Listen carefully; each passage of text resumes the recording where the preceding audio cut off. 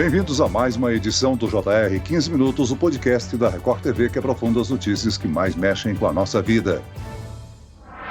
Sair do aluguel e comprar um imóvel faz parte do sonho de muitas pessoas. Segundo o levantamento do Censo Quinto Andar de Moradia, 30% dos brasileiros moram de aluguel ou num imóvel emprestado. E para muitos, a realidade é ainda pior. O relatório de Impacto Teto Brasil mostra que 5.800.000 brasileiros não têm casa ou vivem em moradias precárias. E para atender quem sonha com a casa própria, o governo federal lançou o novo Minha Casa Minha Vida. O programa habitacional criado em 2009 tem novas regras e teve faixas de renda atualizadas. O que mudou no Minha Casa Minha Vida? Quem pode ter acesso ao programa? E como se organizar para sair do aluguel e comprar a casa própria? O 15 Minutos de hoje esclarece essas e outras dúvidas com a coordenadora de projetos de construção da Fundação Getúlio Vargas, IBRE, Ana Maria Castelo. Bem-vinda, professora. Obrigada, é um prazer estar aqui com vocês. Quem nos acompanha nessa entrevista é a repórter da Record TV em Brasília, Vanessa Lima. Vanessa, o Minha Casa Minha Vida, que foi retomado, era muito aguardado pela população e dessa vez com atualizações e novidades. Olá, Celso. Obrigada pelo convite. Oi, professora Ana. Celso, exatamente. O programa foi criado em 2009 e já entregou mais de 6 milhões de unidades habitacionais. E a meta agora é entregar até o fim de 2026 mais 2 milhões de moradias. Na gestão passada, o programa recebeu outro nome e agora foi relançado com a identidade original, mas com uma atualização de regras. Foram atualizadas as faixas de renda, os valores dos imóveis, as taxas de juros e os subsídios pagos pelo governo. Professora, antes de explicar como essas e outras mudanças funcionam na prática, é importante entender o que é o Minha Casa Minha Vida. Vai além de um programa habitacional. É um programa que tem um importante papel social? Exatamente. Acho que você está trazendo uma questão que eu acho que é muito importante,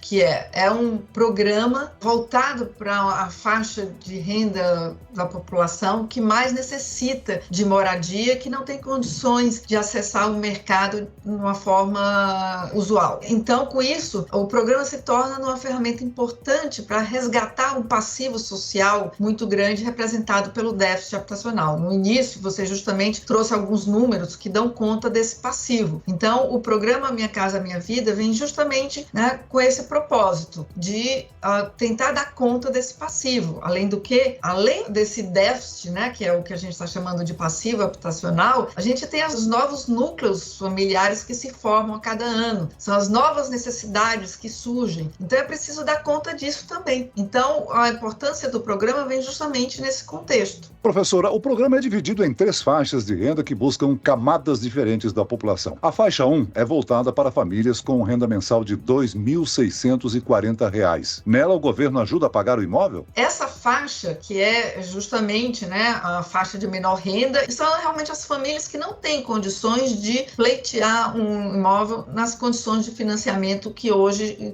são vigentes, nem mesmo com recursos com taxas de juros subsidiados. Então, para essa faixa, você tem um subsídio quase integral, boa parte do imóvel é subsidiado e as condições de acesso também são diferenciadas, ou seja, é preciso se inscrever num cadastro que é formado pelas prefeituras. Professora, e na faixa 1, a contratação é diferente em relação a outras 2 faixas. Ela é feita na prefeitura da cidade, que a partir disso insere os dados no cadastro único do governo. E depois disso, existe a seleção do imóvel? Depois disso, existe a seleção da família, Então, assim, as famílias que realmente se cadastraram, que estão aptas, porque, assim, no caso desse grupo, a primeira faixa do programa, as moradias são produzidas pelas construtoras e já ofertadas para esse grupo. Então, já todo o processo é direcionado. Então, você tem, como você mencionou, o cadastro, ou seja, a inscrição no cadastro, a seleção da família e o direcionamento para o imóvel construído previamente. Ao todo, são 3 faixas de renda. Como já citamos, na faixa 1 estão aí as famílias com renda mensal de até R$ 2.640. Na faixa 2, famílias com renda entre R$ 2.640,01 até R$ 4.400. E a faixa 3, para quem tem renda mensal, que vai até R$ 8.000. Professora, quais os critérios adotados para a divisão dessas faixas? Ela veio originalmente, na primeira versão do programa, estava relacionado a número de salários mínimos e com o tempo foi havendo uma referência a número de salários a partir da própria evolução da inflação, do poder aquisitivo da sociedade. Então, assim, um critério acaba sendo relacionado aí a uma análise da vulnerabilidade das famílias, de participação no déficit habitacional, né, relacionados aí à sua origem, à evolução desde o começo de inflação e poder aquisitivo das famílias. Professora, pessoas com renda acima desse limite não podem ter acesso aos benefícios do programa? Então, hoje, né, nas regras que foram divulgadas recentemente, o limite máximo é R$ 8.000, né? Sendo que, como você já mencionou desde o início, quer dizer, você tem as faixas e, dependendo das faixas, você tem, né, características ou formas de acesso diferentes. Então, o limite, né, máximo é 8.000, só que dentro de cada faixa, que tem regras diferentes, você tem outros limites. Então, a faixa 1, que é como eu mencionei no início, né, aquela que tem um percentual de maior subsídio, né? Praticamente 90% do valor do imóvel é subsidiado, que vai até o 2.640, aí você tem uma faixa intermediária, né? que vai acima de 2.640 até 4.400, onde você mescla o subsídio com o financiamento subsidiado. E a terceira faixa, que é a que vai acima de 4.400, você tem apenas o financiamento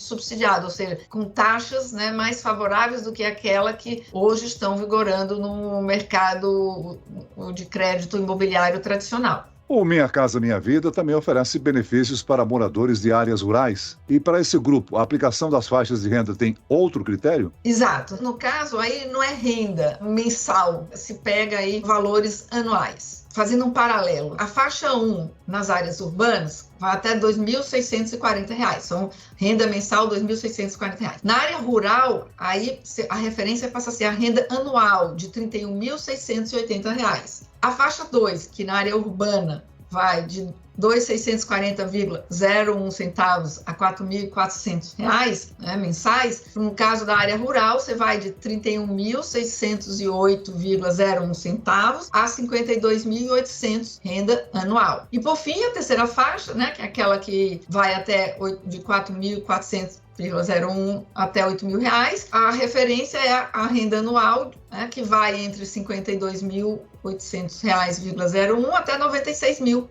Então, essa é a diferença, né, de enquadramento. O valor dos imóveis também passou por atualização. Agora podem receber benefícios imóveis com valor até R$ 350 mil.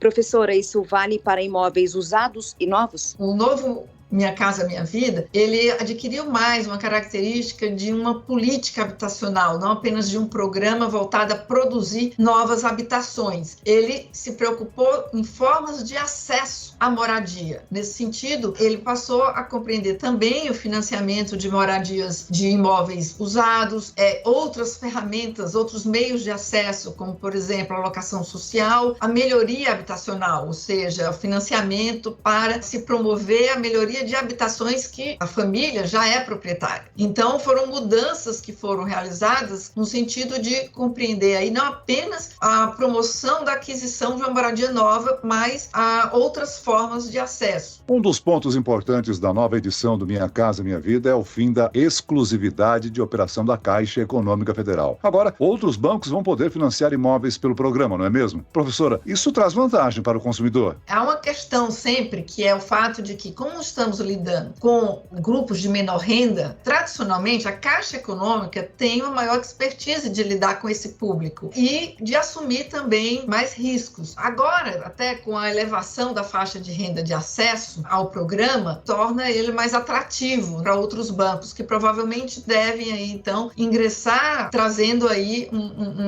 mais opção, né, para as famílias que não se restringem agora apenas à Caixa Econômica. Como o programa tem suas regras regras já estabelecidas, né? A taxa de juros máxima permitida, quer dizer, isso não deve ter grandes alterações entre os bancos. Professora, durante uma entrevista, o ministro Jader disse que o governo estuda financiar imóveis sem entrada. Atualmente, a pessoa necessariamente precisa ter dinheiro para dar uma entrada? Então, especialmente nas faixas 2 e 3, sim. Principalmente quando estamos falando da faixa 3, né, que é aquela que não tem subsídio, o financiamento, né, compreende imóveis de até 350 mil e uma taxa de juros mais elevada de 8,16. Normalmente, os bancos financiam aí em torno de 70%, 80% do valor do imóvel. Então, a outra parte é preciso que venha, então, da poupança previamente formada pela família. Como estamos falando de famílias de menor renda, né? Claro que a dificuldade para formar essa poupança prévia é muito maior. Então, na medida que se aumente o valor financiado, lembrando que quem está falando de financiamento, estamos falando das faixas 2 e 3, né? São aquelas que compreendem o financiamento. Na hora que você aumenta o valor financiado, você consegue que mais famílias possam entrar aí. Por outro lado, há uma outra questão também, quer dizer, na medida que você aumenta o valor financiado, você também aumenta a prestação, né?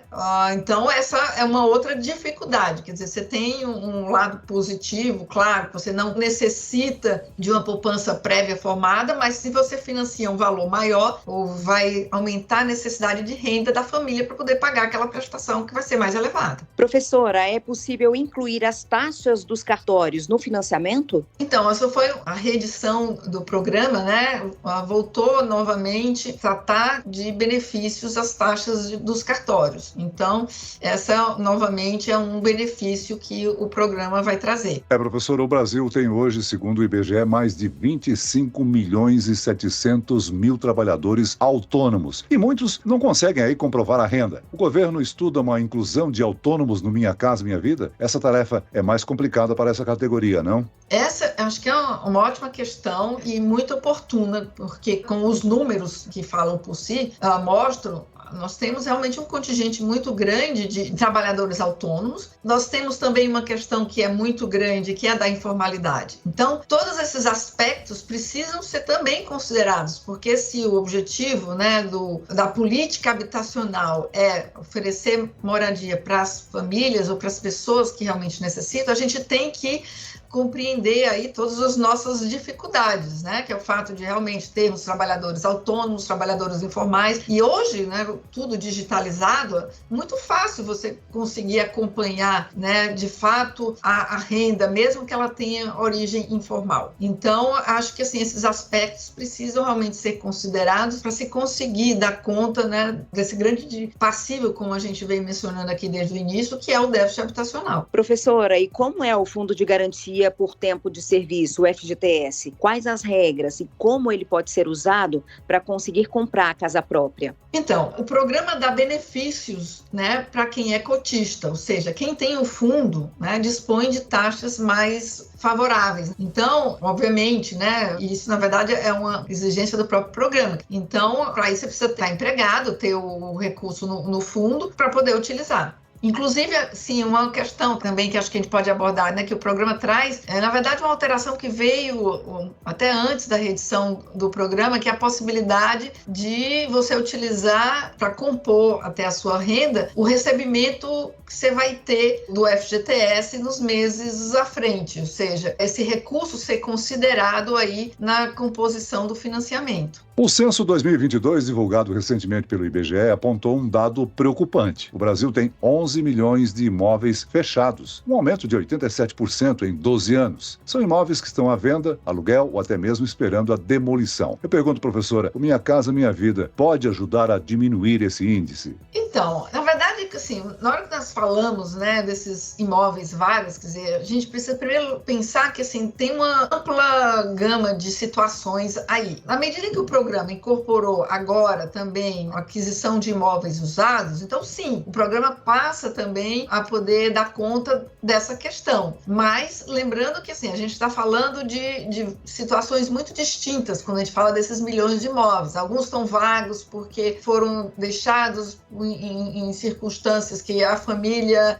saiu de uma situação de vulnerabilidade, problema de segurança. Quer dizer, há muitas questões, lembrando, né, muitas grandes cidades que têm os seus centros mais deteriorados, então a necessidade que se tem de melhoria de acesso às moradias nos centros urbanos, são várias questões que por si só o programa não dá conta, mas sem dúvida ele traz aí ferramentas que podem contribuir. Muito bem, chegamos ao fim desta edição do 15 Minutos. Eu quero aqui agradecer a participação e as informações da coordenadora de projetos de construção da Fundação Getúlio Vargas, IBRE, Ana Maria Castelo. Obrigado, professora. Eu que agradeço a oportunidade de conversar com vocês. E agradeço a presença da repórter da Record TV em Brasília, Vanessa Lima. Obrigado, Vanessa. Muito obrigada, Celso, pelo convite. Obrigada, professora, pelas informações e participação aqui com a gente.